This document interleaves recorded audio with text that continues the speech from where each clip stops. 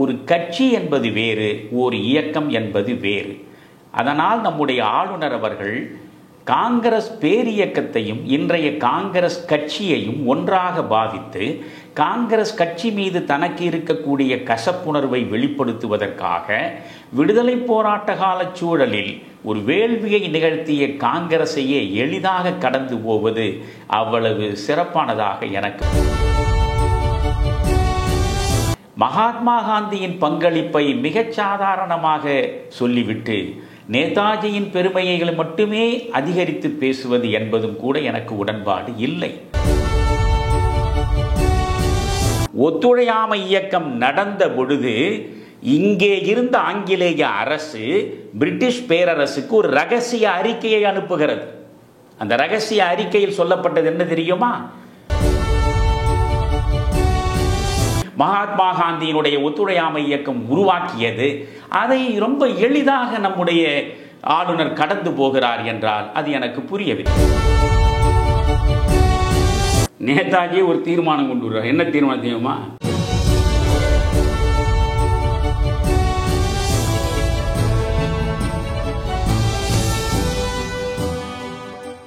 தமிழ்நாடு ஆளுநர் அவர்கள் சமீபத்தில் சுபாஷ் சந்திரபோஸ் அவர்களுடைய பிறந்தநாள் விழாவில் பேசியிருந்தார். அதில் காங்கிரஸ் குறித்தும் மகாத்மா காந்தி குறித்தும் அவர் குறைத்து பேசியிருப்பதாக தெரிகிறது. இது குறித்து உங்களுடைய கருத்து என்னங்க? ஒருவரை போற்றுவது என்பது வேறு, ஒருவரை போற்றுவதற்காக இன்னொருவரை குறைத்து மதிப்பிடுவது என்பது வேறு. இந்த இரண்டாவது நிலைக்கு ஏன் நம்முடைய ஆளுநர் தள்ளப்பட்டார் என்பது எனக்கு புரியவில்லை.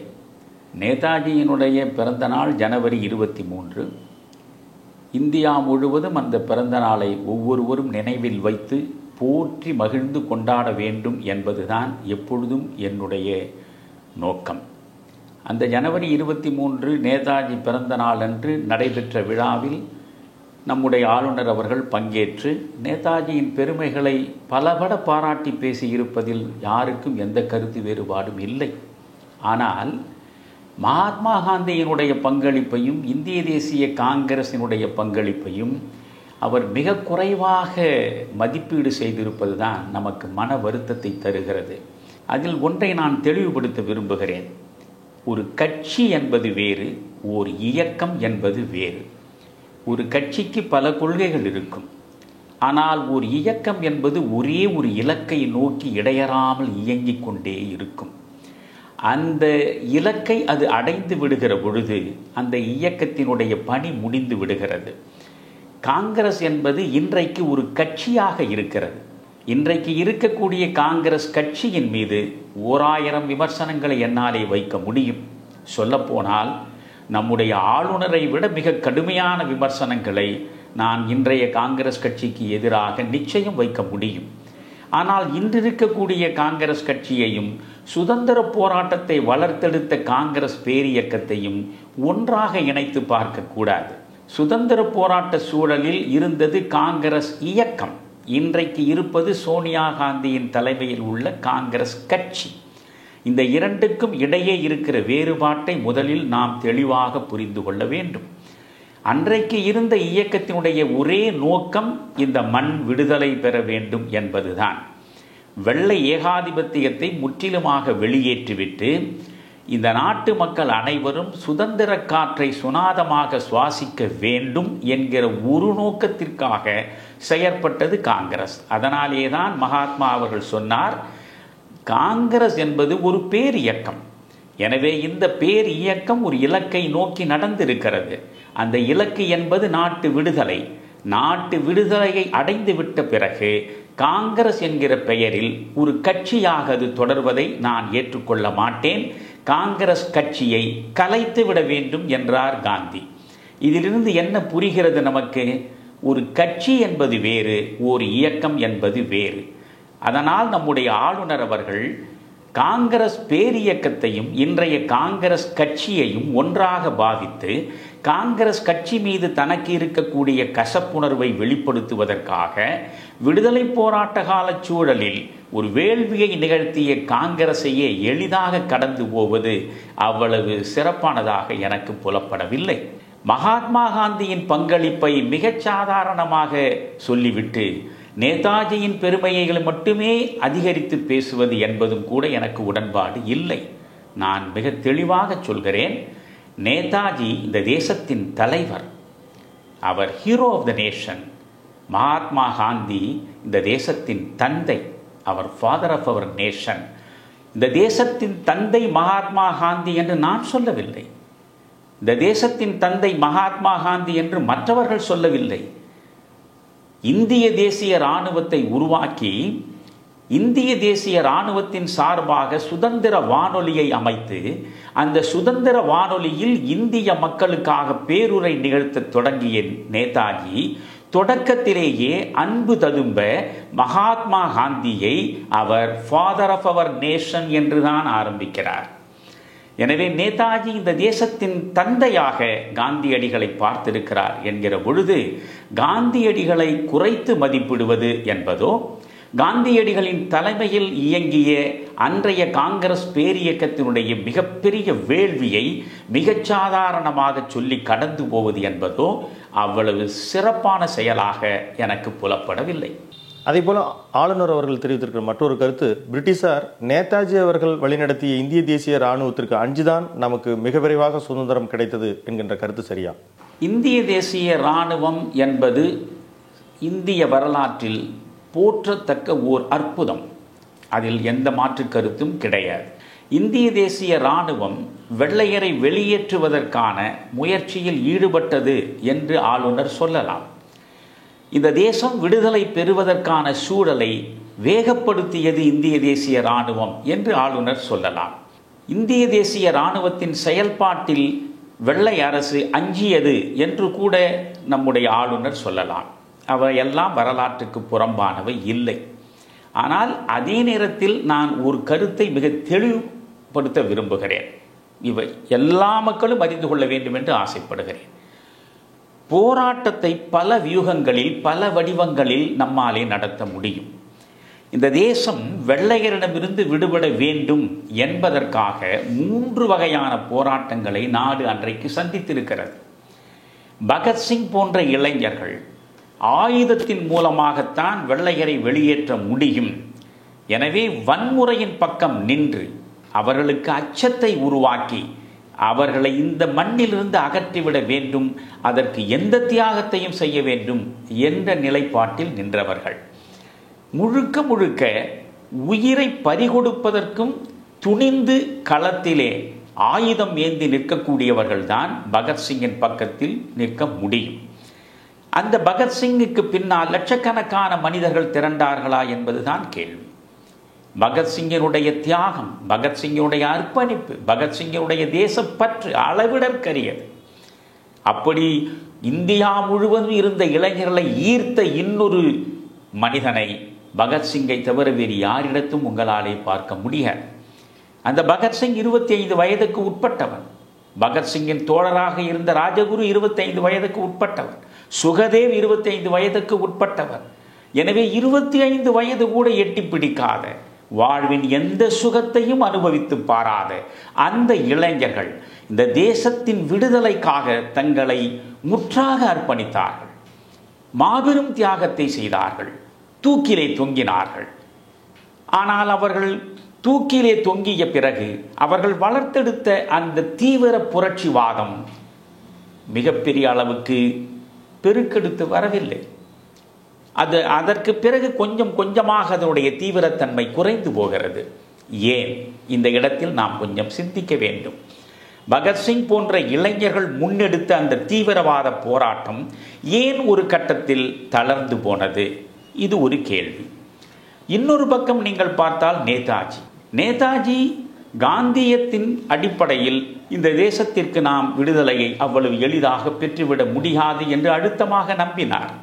இந்த தேசத்தில் இருந்து வெள்ளையர்களை வெளியேற்ற வேண்டும் என்றால் ஆயுதத்திற்கு எதிராக ஆயுதத்தை ஏந்த வேண்டும். அந்த இராணுவத்திற்கு எதிராக ஒரு இராணுவத்தை உருவாக்கி களம் காண வேண்டும். இராணுவ ரீதியாக போர் நடவடிக்கையில் ஈடுபட்டு வெள்ளையரை வெளியேற்றுவதுதான் சரியான வழி என்று சிந்தித்தவர் நேதாஜி. அதனால் அவர் அயல் நாடுகளுக்கு சென்றார். ஜெர்மனிக்கு போனார். ஹிட்லருடைய ஆதரவை பெற்றார். ஜப்பானுக்கு சென்றார். அன்றைக்கு ஜப்பானின் தோஜோவினுடைய ஆதரவையும் அவர் தேடி பெற்றார். இந்த ஜப்பான், இந்த ஜெர்மனி, இந்த இரண்டு வல்லரசுகளுடைய பின்புலத்தை வைத்துக்கொண்டு அவர் சிங்கப்பூரில் வந்து ஏறக்குறைய ஒரு 25,000-30,000 தமிழர்கள் பர்மா, சிங்கப்பூர் என்று மலேசியா இங்கெல்லாம் பரவி கிடந்தார்கள். இவர்களையெல்லாம் ஒன்று திரட்டி ஒரு இராணுவ கட்டமைப்பை உருவாக்கி அதன் மூலமாக படை நடத்தி வெள்ளையரை வெளியேற்றுவதற்கான முயற்சியில் ஈடுபட்டார். எனவே ஆயுதங்களை ஏந்தி இராணுவத்திற்கு எதிராக இராணுவமாக சந்தித்து வெள்ளையரை வெளியேற்ற வேண்டும் என்று புறப்பட்டவர் நேதாஜி. அது இன்னொரு வகையான போர் முறை. அந்த போர் முறை வெற்றி பெற்றதா என்று நாம் பார்க்க வேண்டும். அவருக்கு பின்னாலே ஏராளமான மனிதர்கள் வந்து நின்றார்கள். அதிலும் நேதாஜி தெளிவாக சொன்னார், சுதந்திரத்தை உங்களுக்கு நான் பெற்றுத் தருகிறேன், ஆனால் அதற்கு நீங்கள் ஒரு விலை கொடுக்க வேண்டும் என்றார். என்ன விலை? உங்களுடைய இரத்தம், உங்களுடைய மரணம், உங்களுடைய அர்ப்பணிப்பு, உங்களுடைய தியாகம். எனவே அர்ப்பணிப்பு, தியாகம், இரத்தம், மரணம் இவற்றை நீங்கள் தருவதாக இருந்தால் உங்களுக்கு பரிசாக சுதந்திரத்தை நான் பெற்றுத்தர முடியும் என்று சொல்லித்தான் இராணுவ கட்டமைப்பை நேதாஜி உருவாக்கினார். ஏறக்குறைய 30,000-க்கும் மேற்பட்ட மக்கள் அவருக்கு பின்னால் இந்திய தேசிய இராணுவத்தில் திரண்டு நின்றார்கள். அவற்றில் பெரும்பாலானவர்கள் தமிழர்கள் என்பதை நான் பெருமிதத்தோடு சொல்லிக்கொள்ள விரும்புகிறேன். இந்திய தேசிய இராணுவத்தில் பெரும்பங்காற்றியவர்கள் தமிழர்கள். இந்திய தேசிய இராணுவத்திற்கு தேவைப்பட்ட நிதியில் பெருமளவுக்கு உதவியவர்கள் தமிழர்கள், குறிப்பாக நாட்டுக்கோட்டை நகரத்தார்கள். இப்படி தமிழர்கள் தங்களுடைய உயிரை கொடுத்தார்கள், தங்களிடமிருந்த நிதியை கொடுத்தார்கள், நேதாஜியின் தலைமையை ஏற்று போரிட்டார்கள். ஆனால் என்ன நிகழ்ந்தது?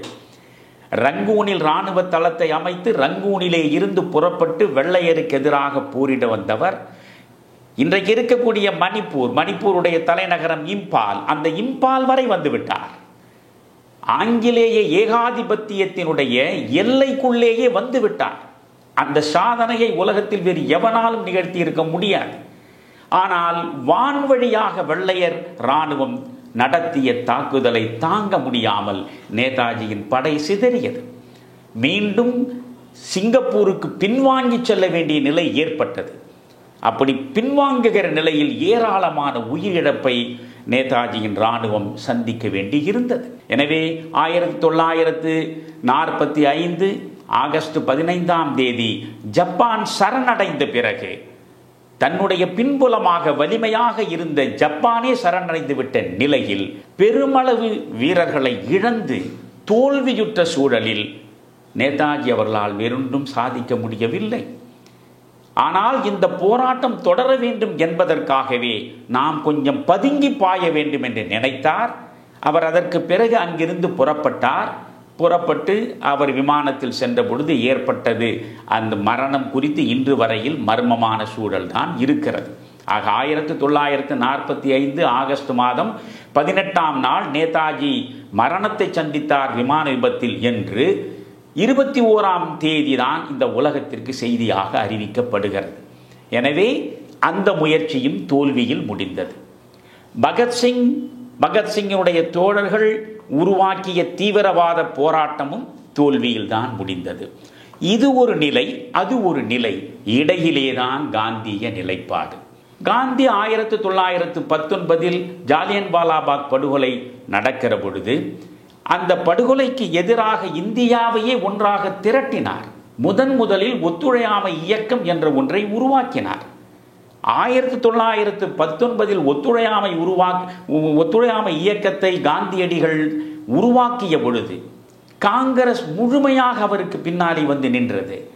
அந்த 1919 தான் லண்டனில் கேம்பிரிட்ஜ் பல்கலைக்கழகத்தில் அவர் படிப்பதற்காக நேதாஜி செல்கிறார். நேதாஜி ஒரு ICS அதிகாரியாக வர வேண்டும் என்பதற்காக அவர் கேம்பிரிட்ஜ் பல்கலைக்கழகத்திற்கு சென்ற ஆண்டு 1919. காந்திய தலைமையை இந்த நாடு ஏற்றுக்கொண்டது 1919. எனவே 1919 காந்தியினுடைய தலைமை வந்து சேர்ந்த பொழுது அவர் மாணவராகத்தான் இருக்கிறார். ஆனால் மாணவராக இருந்தவர் 8 மாதங்களில் மிக குறைந்த காலத்தில் ICS படித்து தேர்ச்சி பெற்றது மட்டுமல்ல, 4th ரேங்க், 4வது இடத்தை அவர் பெற்றார் அந்த தேர்வில். அப்படி பெற்றவர் ICS அதிகாரி ஆகவில்லை. நேதாஜியை போன்ற ஒரு மனிதனை எல்லாம் அப்படி எளிதாக நாம் சந்தித்து விட முடியாது.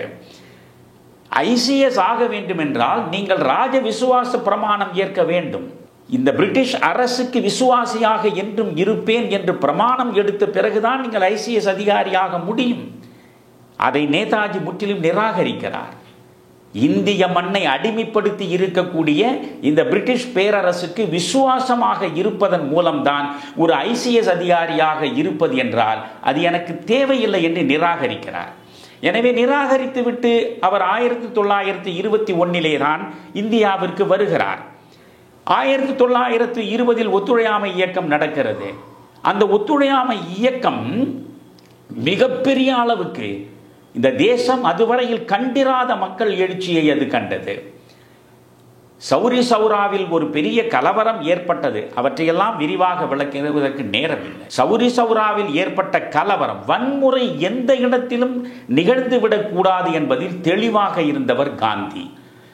காவல்துறையினர் போராட்டத்தில் ஈடுபட்ட சௌரி சௌராவில் போராட்டத்தில் ஈடுபட்ட மக்களுக்கு எதிராக துப்பாக்கி தூக்கிய பொழுது அந்த கான்ஸ்டபிள்களுக்கு எதிராக மக்கள் திரண்டு அவர்களை காவல்துறை இருக்கக்கூடிய அந்த காவல் நிலையத்திலேயே வைத்து பூட்டி உயிரோடு எரித்தார்கள்.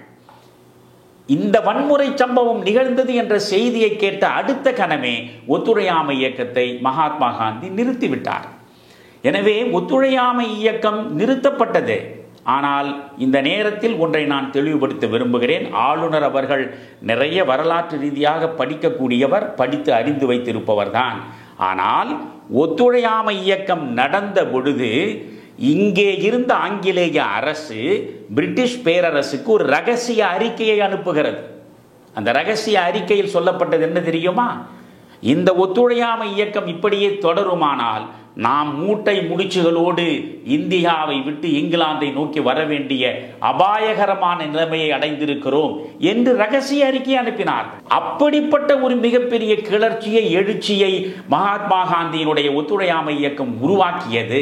அதை ரொம்ப எளிதாக நம்முடைய ஆளுநர் கடந்து போகிறார் என்றால் அது எனக்கு புரியவில்லை. அதே போல நேதாஜி சுபாஷ் சந்திர போஸிற்கும் மகாத்மா காந்திற்கும் கருத்து வேறுபாடுகள் இருந்ததை பற்றி உங்களுடைய கருத்து? கருத்தளவில் பார்த்தால் மகாத்மா காந்தியோடு நேதாஜியால் ஒரு நாளும் இணங்கி செல்ல முடியவில்லை. நேதாஜி 1919 லண்டனுக்கு சென்றார் ICS பயிற்சி பெறுவதற்காக. 1921 அவர் அங்கிருந்து இந்தியாவுக்கு திரும்புவதற்கு முன்பே சித்தரஞ்சன் தாஸுக்கு கடிதம் எழுதுகிறார். ஏனென்றால் நேதாஜி வங்கத்தை சார்ந்தவர், வங்கத்தின் மகத்தான தலைவராக விளங்கியவர், தேசபந்து என்று அன்போடு அழைக்கப்பட்டவர் சித்தரஞ்சன் தாஸ். வங்கத்தின் மிக புகழ்பெற்ற வழக்கறிஞராக விளங்கியவர் அவர்.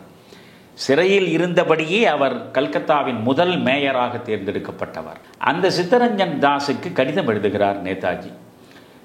நான் ICS முடித்து விசுவாச பிரமாணத்தை எடுத்து ஆங்கில ஆதிக்கத்தின் அடிமையாக இருக்க விரும்பவில்லை. எனவே இந்த ICS-ஐ நான் தூக்கி எறிந்து விட்டேன். நான் இந்தியாவிற்கு வருகிறேன், உங்களிடம் வருகிறேன். எனக்கான ஆசை 2 தான். ஒன்று, நான் ஒரு பத்திரிகை ஆசிரியராக இருக்க வேண்டும். ஒரு பத்திரிகை ஆசிரியனாக இருந்து பத்திரிகையில் என்னுடைய கருத்துக்களை வெளிப்படுத்த வேண்டும். அல்லது ஒரு கல்லூரி பேராசிரியனாக இருந்து தேசப்பற்றை வளர்த்தெடுக்க வேண்டும். எனவே தேசம் தழுவிய நல்லுணர்வை இளைஞர்களிடம் உருவாக்குவதற்கான 2 களங்கள், ஒன்று ஆசிரியர் தொழில், இன்னொன்று பத்திரிகை தொழில். இந்த 2 தொழிலில் ஏதாவது ஒன்றில் ஈடுபட விரும்புகிறேன். முடிந்தால் நீங்கள் ஒரு பத்திரிகை தொடங்குங்கள். உங்கள் பத்திரிகையில் எனக்கு ஒரு பொறுப்பை கொடுங்கள். எனக்கு எந்த சன்மானமும் தேவையில்லை. நான் உண்பதற்கு உணவு, உடுப்பதற்கு உடை, இருப்பதற்கு இடம், இந்த அடிப்படை தேவைகளை மட்டும் நீங்கள் கவனித்துக் கொண்டால் போதும் என்று சொல்கிறார். சொல்லிவிட்டு தான் அவர் வருகிறார். 1921 அவர் வந்தவர் பம்பாய், இப்பொழுது மும்பை, அப்பொழுது பம்பாயில் வந்து இறங்குகிறார். இறங்கியதும் அவர் செய்த முதல் காரியமே மகாத்மா காந்தியை சென்று சந்தித்தது தான். காந்தியடிகளை போய் சந்திக்கிறார். சந்திக்கிற பொழுது இருவரும் உரையாடுகிறார்கள். காந்தி எப்பொழுதுமே உரையாடல்களில் ஈடுபடுவதில் மிகுந்த விருப்பம் உள்ளவர்.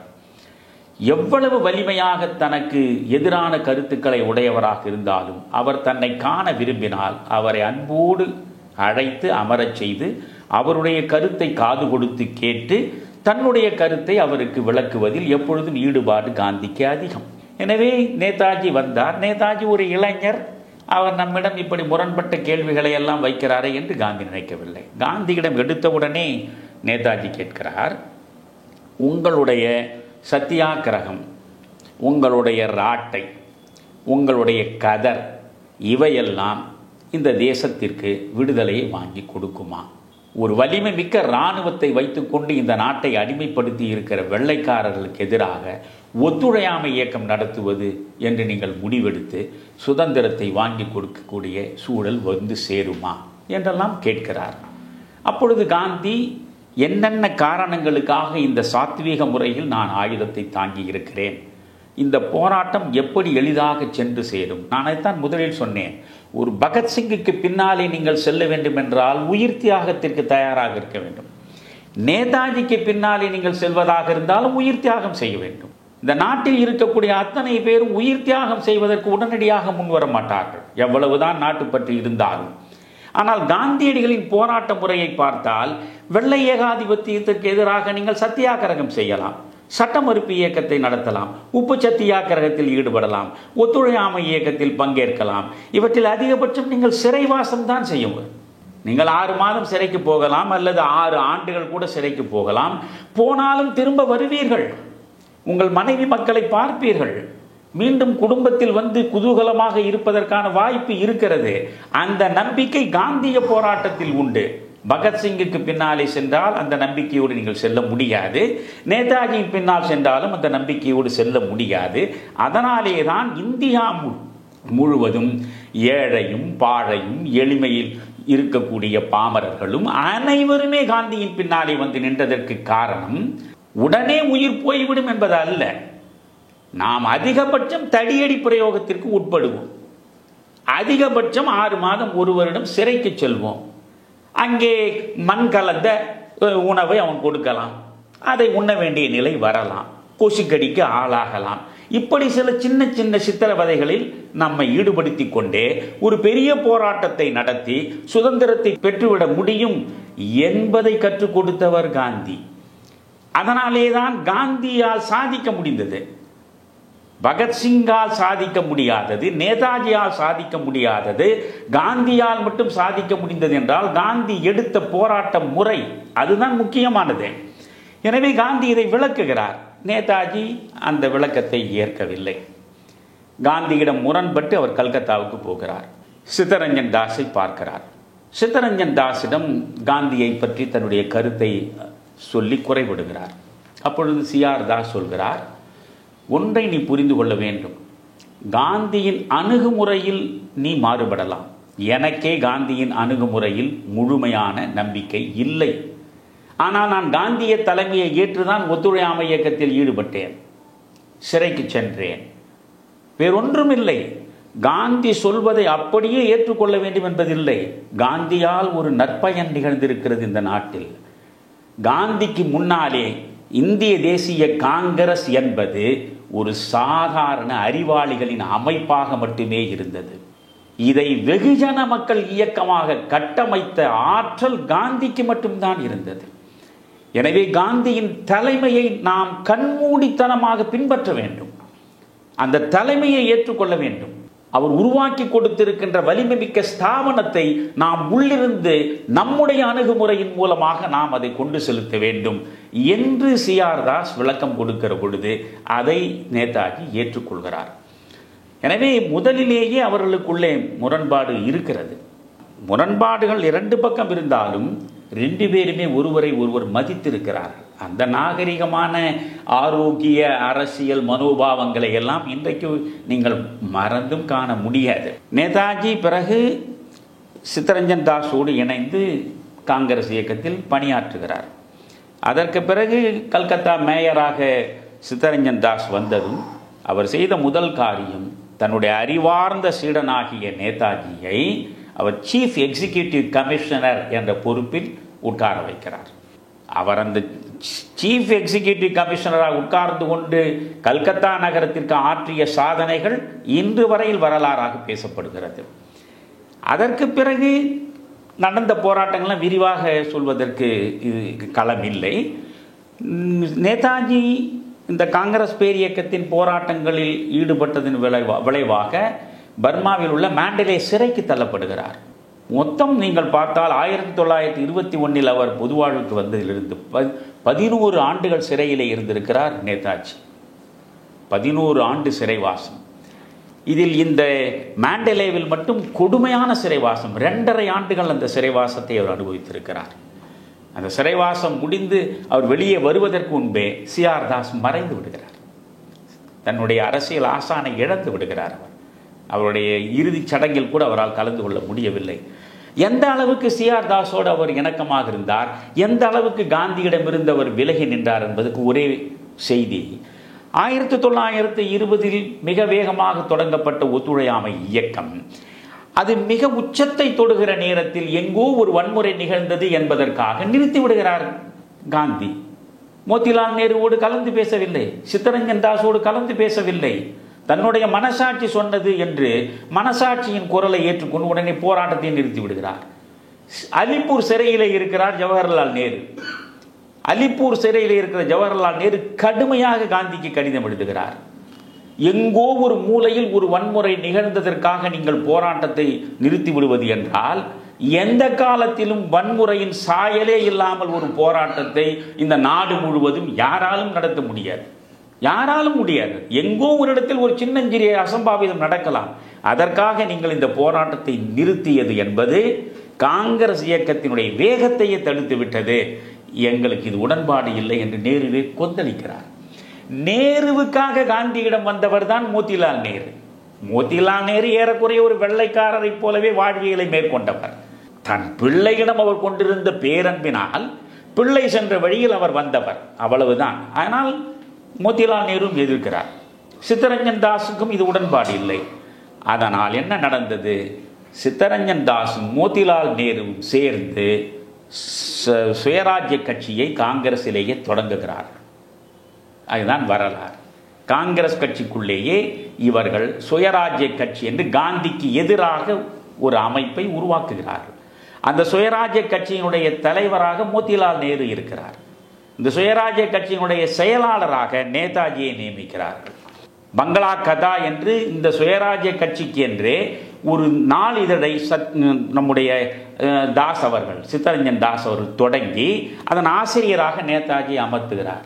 எனவே நேதாஜியின் கனவு நிறைவேறிவிட்டது. ஒரு ஆசிரியனாக இருக்க வேண்டும் நினைத்தார். பத்திரிகை ஆசிரியராகவும் உட்கார வைத்தார்.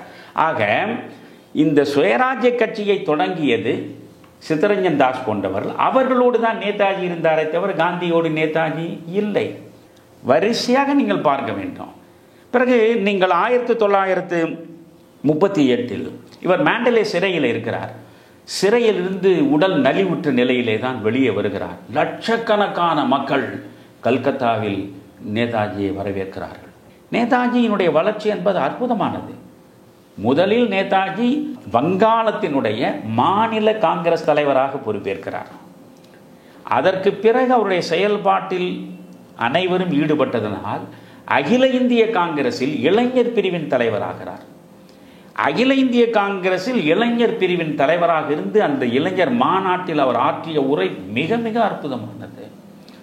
அப்பொழுதுதான் அவர் சொல்கிறார், we should have the philosophy of activism with robust optimism என்கிறார். ஆனால் வார்த்தையெல்லாம் பார்க்குறோம் நீங்கள். philosophy of activism with robust optimism. Activism என்றால் வேகமாக இயங்க வேண்டும். அந்த இயங்கும் தத்துவத்தில் முதலில் மனதை செலுத்து. ரோபஸ்ட் ஆப்டிமிசம், ஆண்மை நிறைந்த நம்பிக்கையோடு நீ அந்த செயலில் இறங்கு. எனவே ஆண்மை ததும்பும் நம்பிக்கையோடு வேகமாக செயற்பட வேண்டும் என்று இளைஞர்களை தூண்டுகிறார். இந்தியா முழுவதும் இளைஞர்களின் தலைவராக அவர் மாறுகிறார். அதற்கு பிறகு இந்திய தேசிய காங்கிரசினுடைய தொழில் பிரிவின் தலைவராக அவர் பொறுப்பேற்கிறார். அதனால் இந்தியா முழுவதும் இருக்கக்கூடிய தொழிலாளர்களின் நெஞ்சிலே அவர் வந்து இடம்பெறுகிறார். இவ்வளவும் நிகழ்கிறது. ஆக போன போக்கை நீங்கள் பார்த்தால் காங்கிரஸ் பேர் இயக்கம் என்பதே மூவர் இயக்கமாக மாறுகிறது. காந்தி, நேரு, நேதாஜி என்ற நிலைக்கு வருகிறது. புரிகிறதா? காங்கிரஸ் கட்சிக்குள்ளேயே நீங்கள் பார்த்தால் காங்கிரஸ் இயக்கம், நான் இந்த கட்சியை பற்றி பேசவில்லை, அந்த இயக்கம், அதிலேயே ஒரு பக்கம் வலதுசாரி சிந்தனை உள்ள தலைவர்கள் இருந்தார்கள், இன்னொரு பக்கம் இடதுசாரி சிந்தனை உள்ள தலைவர்கள் இருந்தார்கள். இந்த வலதுசாரி சிந்தனை உள்ள தலைவர்கள் தான் பட்டேலும் ராஜாஜியும் ராஜேந்திர பிரசாத் போன்றவர்களும், வலிமை மிக்க தலைவர்கள் ஒரு பக்கம். இந்த இடதுசாரி சிந்தனை உள்ளவர்கள் தான் ஜவஹர்லால் நேருவும் நேதாஜியும்.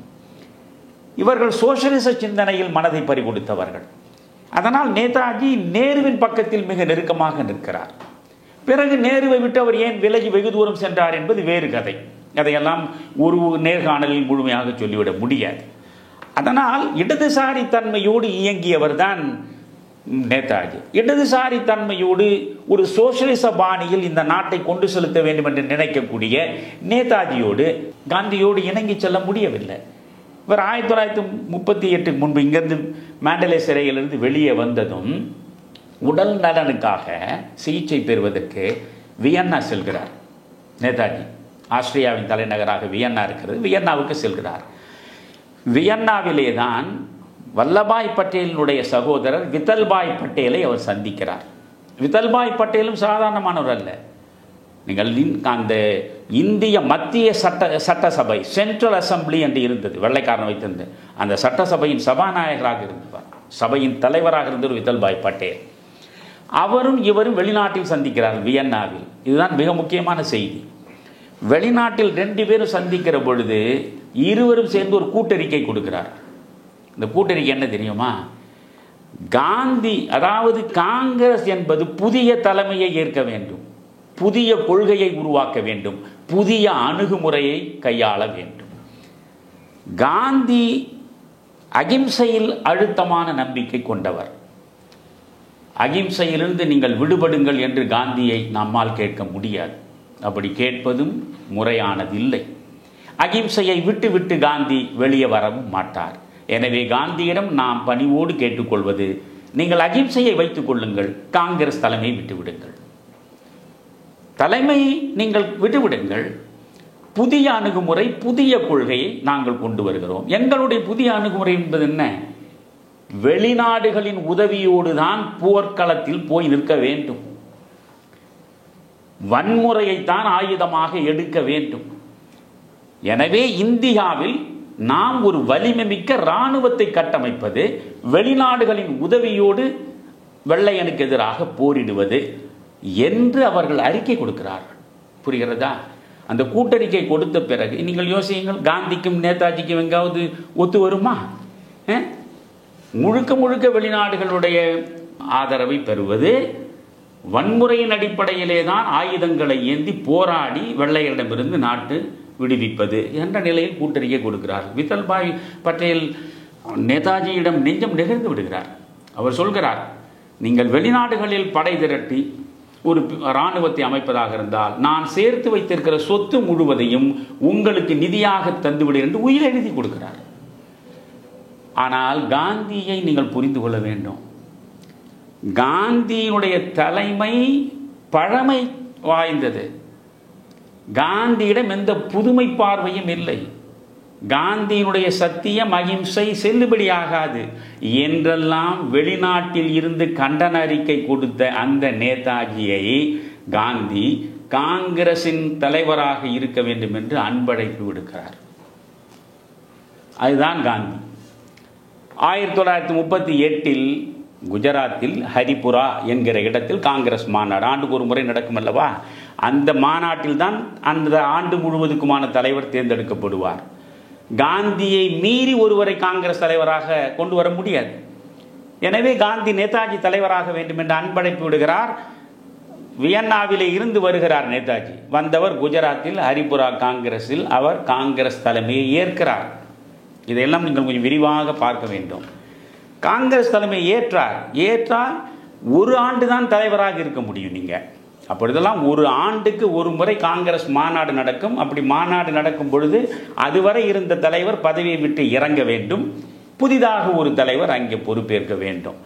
அதனால் இந்த ஹரிபுரா காங்கிரஸில் அவர் தலைமையை ஏற்கிறார். அவர் நினைத்தபடி இளைஞர்களின் எழுச்சியை உருவாக்குவது, காங்கிரஸை இந்த வன்முறை சார்ந்த இயக்கமாக வளர்த்தெடுப்பதற்கான அடித்தளத்தை அமைப்பதில் வேகப்படுகிறார். இதை மகாத்மா பார்த்து கொண்டே இருக்கிறார். நம்முடைய சித்தாந்தத்திற்கும் நம்முடைய லட்சியத்திற்கும் முரண்பாடான தலைமை இப்பொழுது இருக்கிறது. பரவாயில்லை, ஒரு இளைஞர் வேகமாக இருக்கிறார். எப்படியும் ஒரு ஆண்டு தானே, ஒரு ஆண்டு முடிந்த பிறகு மறுபடியும் சரிப்படுத்தி விடலாம் என்று காந்தி மௌனமாக இருக்கிறார். 1939 அடுத்து காங்கிரஸ் மாநாடு நடக்கும். அப்பொழுது மத்திய பிரதேசத்தில் திரிபுரி என்கிற இடத்தில் காங்கிரஸ் மாநாடு. அந்த காங்கிரஸ் மாநாடு நடக்கப் போகிற நேரத்தில் காந்தியை நேதாஜி சந்திக்கிறார்.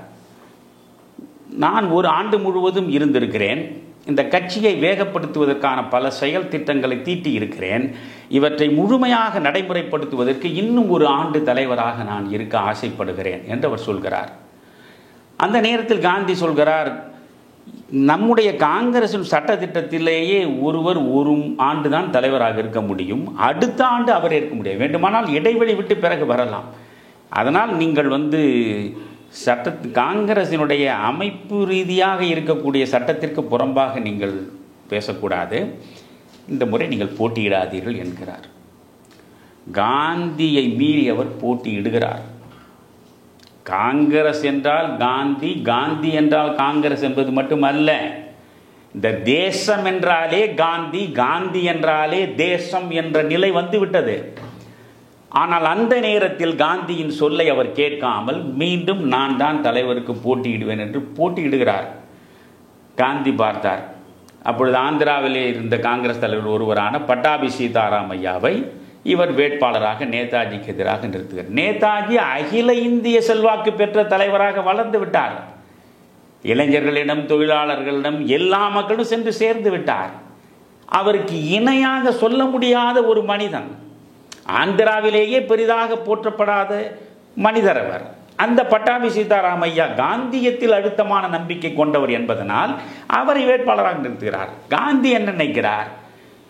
பொழுது எம்ஜிஆர் யாரை வேண்டுமானால் வேட்பாளராக போடவில்லையா? யாரை வேட்பாளராக போட்டால் என்ன, வேட்பாளரை பார்த்தா ஓட்டு போட போகிறான், அவன் என்னை பார்த்து தானே ஓட்டு போடுவான் என்று எம்ஜிஆர் இப்பொழுது நினைத்தார்ல, இதை காந்தி அன்றைக்கே நினைத்திருக்கிறார். அது நேதாஜி நம் சொல்லை மீறி நிற்கிறார். பட்டாபி சீதாராமையாவை நிறுத்துவதனால் பட்டாபி சீதாராமையா பெரிய புகழ் பெற்றவராக இல்லாமல் போகலாம், ஆனால் வாக்கு என்பது காந்திக்குத்தான் வரும். நம்பிக்கையோடு களத்திலே நிற்க வைத்தார். என்ன நடந்து தெரியுமா? காந்தியை கடவுள் நிலையில் வைத்து போற்றியவர் காமராஜர். காமராஜரை காந்தி ஆதரிக்கவில்லை. அன்றைக்கு நடந்த அந்த தேர்தலில் ஐயா தேவர் திருமகனாரில் இருந்து, காமராஜரிலிருந்து அடுத்த பெரும்பாலான தமிழ்நாட்டின் காங்கிரஸ் பிரதிநிதிகள் நேதாஜிக்கு தான் வாக்களித்தார்கள். நேதாஜி வெற்றி பெற்று விடுகிறார். இதை காந்தி கொஞ்சமும் எதிர்பார்க்கவில்லை. அதனால் அவர் சொல்கிறார், பட்டாபி சீதாராமையாவின் தோல்வி என்னுடைய தோல்வி என்று சொல்கிறார். அப்படியென்றால் காந்தியின் செல்வாக்கையே மீறி காங்கிரஸை கைப்பற்ற முடியும் என்கிற நிலைக்கு வந்து நின்றவர் நேதாஜி. அதற்கு பிறகு நடந்ததெல்லாம் சொன்னால் பெரிய வரலாறாக போய்விடும். அதற்கு பிறகு அவர் உருவாக்கக்கூடிய செயற்குழுவில் யாரும் ஒத்துழைக்கவில்லை. இவர் எந்த நேருவெல்லாம் நம்பினாரோ அந்த நேருவெல்லாம் இவர் முதுகிலே குத்திவிட்டு காந்தியின் பக்கத்திலேயே நின்று விடுகிறார்கள். ஒரு மனிதனும் நேதாஜிக்கு பக்கத்தில் நிற்கவில்லை. நேதாஜி திரும்ப திரும்ப காந்தியிடம் போய் மன்றாடுகிறார், கடிதங்கள் எழுதுகிறார், முறையிடுகிறார். செயற்குழுவில் நீங்கள் யாரை வேண்டுமானால் நீங்கள் போட்டுக்கொள்ளுங்கள், 2 பேரை என் சார்பாக நான் செயற்குழுவில் நியமிப்பதற்கு நீங்கள் அனுமதித்தால் போதும் என்று கூட கேட்கிறார். ஆனால் காந்தி என்ன சொல்கிறார்? நானாக போட வேண்டாம் என்கிறேன், நீங்கள் யாரை வேண்டுமானால் போட்டுக்கொள்ளுங்கள் என்று சொன்னார். காந்திக்கு நேதாஜியை பிடிக்கவில்லை, நேதாஜியின் தலைமையை அவருக்கு பிடிக்கவில்லை. தெரிந்தவர்கள் ஒருவர் கூட அந்த செயற்குழுவில் இருக்க விரும்பவில்லை. பார்த்தார், ஒன்றும் நடக்கவில்லை. இதற்குள்ள மாநாடு, திரிபுரி காங்கிரஸ் மாநாட்டில் தலைவராக போய் நாற்காலியில் நேதாஜி அமர்கிறார். இவையெல்லாம் இன்றைய இளைஞர்கள் அறிந்து வைத்திருக்கிறார்களா? இந்த வரலாறுலாம் உங்களுக்கு தெரியுமா? போய் உட்கார்ந்தார். இவரே ஒரு தீர்மானத்தை கொண்டு வருகிறார். நேதாஜி ஒரு தீர்மானம் கொண்டு வருகிறார். என்ன தீர்மானம் தெரியுமா? அதுதான் நேதாஜி. 6 மாத காலம்தான் இந்த வெள்ளை அரசாங்கத்திற்கு நாம் கொடுக்கக்கூடிய கால அவகாசம். 6 மாத காலத்திற்குள் மூட்டை முடிச்சுகளோடு இந்தியாவை விட்டு வெள்ளையர் புறப்பட்டு விட வேண்டும். இந்த 6 மாத காலத்திற்குள் அவர்கள் வெளியேறவில்லை என்றால் மிகப்பெரிய மக்கள் போராட்டம் இந்தியா முழுவதும் நடைபெறும் என்று ஒரு தீர்மானத்தை கொண்டு வருகிறார். ஒருவரும் அந்த தீர்மானத்தை ஏற்கலை. இது என்ன ரொம்ப சிறுபிள்ளைத்தனமானதாக இருக்கிறது. 6 மாதங்களில் இந்த நாட்டிலிருந்து வெள்ளையனை வெளியேற்றிவிட்டு சுதந்திரத்தை வாங்கிவிட முடியுமா என்று அவர்கள் தீர்மானத்தை நிராகரித்தார்கள். அதில் மனம் வெதும்பி வெளியே வந்தார். வெளியே வந்தவர் ஃபார்வர்ட் பிளாக் என்ற ஒரு அமைப்பை தொடங்குகிறார். அந்த ஃபார்வர்ட் பிளாக் தான் முத்துராமலிங்க தேவர் பெருமகனாரெல்லாம் தலைமையேற்று பின்னாலே சென்றார்கள். அதுக்கு பிறகு அந்த ஃபார்வர்ட் பிளாக்கை உருவாக்குகிறார். பிறகு அவர் வீட்டுச் சிறையில் வைக்கப்படுகிறார். வீட்டுச் சிறையில் ஒரு 40 நாட்கள் உள்ளே இருந்தபடியே அவர் தாடியெல்லாம் ஒரு மௌல்வியாகவே தன்னை மாற்றிக்கொண்டு இந்த வீட்டை விட்டு மௌல்வி ஜைனுதீன் என்று பெயரை வைத்துக்கொண்டு ஒரு இஸ்லாமியரை போலவே வெளியே வந்து வீட்டு காவலில் போலீஸ்காரன் கண்ணிலே மண்ணை தூவி விட்டு அவர் வெளியே வந்து விட்டார். அதற்கு பிறகு அவர் ஜெர்மனிக்கு போனது, பெர்லின் வரை போனது, 70 நாட்கள் அவர் நடத்திய அந்த வீர சாகச பயணம் என்பது தனி வரலாறு. பெர்லினிலிருந்து சிங்கப்பூர் வந்தாரே, அதாவது பெர்லினிலிருந்து டோக்கியோ வந்து டோக்கியோவில் சிங்கப்பூர் வருது. அப்பொழுது 2ஆம் உலகப் போர் நடந்து கொண்டிருக்கிறது. 2ஆம் உலகப் போர் நடந்து கொண்டிருக்கிற நேரத்தில் நீர்மூழ்கி கப்பலில் அட்லாண்டிக் பெருங்கடல் வழியாக இந்திய பெருங்கடலுக்குள்ளே நுழைந்து 90 நாட்கள் அவர் நீர்மூழ்கி கப்பல் பயணம் செய்து அவர் ஜப்பானுக்கு வந்து சேருகிறார். இவையெல்லாம் இணையற்ற வீர சாகசங்கள் நிறைந்த வரலாறு தான் நேதாஜியுடையது. ஆனால் நேதாஜியினுடைய அணுகுமுறை வேறு, காந்தியின் அணுகுமுறை வேறு. இருந்தாலும் முதலில் இந்த தேசத்திற்காக அவர் ஒரு வானொலியை உருவாக்குகிற பொழுது, அந்த தேசிய வானொலியில் அவர் பேசுகிற பொழுதே father of our nation Mahatma Gandhi என்று தான் தொடங்குகிறார். அதே போல காந்தியிடம் நேதாஜியை பற்றி குறை சொல்லும் பொழுது காந்தி தெளிவாக சொன்ன, நேதாஜி இஸ் மை சன் என்கிறார். நேதாஜி என் மகன். அவருடைய போராட்ட முறை மாறுபட்டிருக்கலாம். எனவே அவர்களுக்கு இடையே கடைசி வரையில் ஒற்றுமை இல்லை, முரண்பாடுகள் இருந்தன. காரணம், நோக்கங்கள் வேறு வேறாக இருந்தது. நோக்கம் என்றால் நாட்டு விடுதலை என்பது ஒன்றுதான். ஆனால் அதை அணுகுகிற முறை, காந்தியம் என்பது வேறு, நேதாஜியுடைய முறை வேறு.